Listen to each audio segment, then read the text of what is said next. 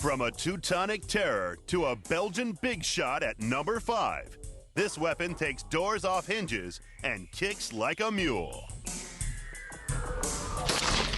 FAL. Type, semi or fully automatic rifle.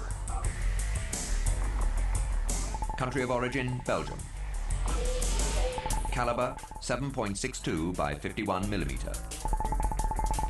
Cartridge capacity, 20 rounds.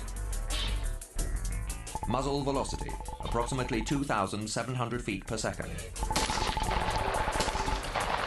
Rate of fire, 650 to 700 rounds per minute. Throughout the period of the 60s, the 70s, and the 80s, the FAL became a symbol, a very cool-looking symbol of Western civilization fighting for freedom in all kinds of cesspits. Perhaps as many 70 countries have adopted it as their main battle rifle or as an alternate rifle, and is often called the right arm of the free world. In the 1940s, Belgian manufacturer Fabrique Nationale developed a new assault rifle. Heavily influenced by the German Sturmgewehr, it was built to chamber an intermediate round. But then fate intervened. NATO announced that all their rifles would fire the larger 7.62 American round. As a result, the design of the rifle was altered. The 7.62 by 51 cartridge almost overpowered the design. And the result is that the FAL has been stretched to its very limits of its design.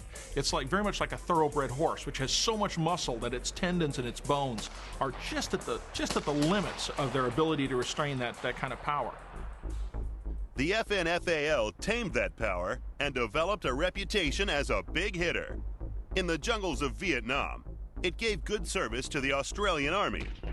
And during the Six-Day War, Israeli troops armed with FNs swept aside the Egyptian army.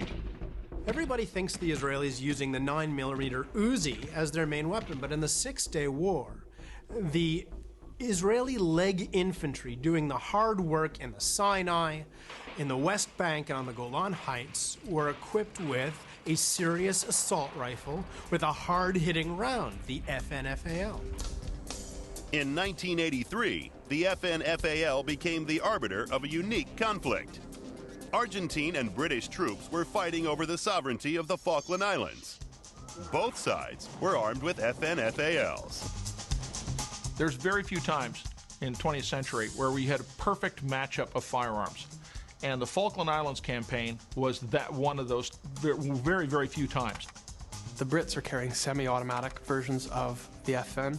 The Argentinians have a full automatic capable version. Often the Brits are picking up the fully auto Argentine versions and using them.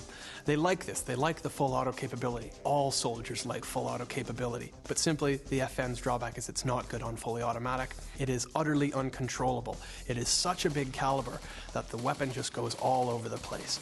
Up into the sky. Despite its deficiencies, the FAL has proliferated, from the armies of the free world to the war zones of Africa and the Middle East.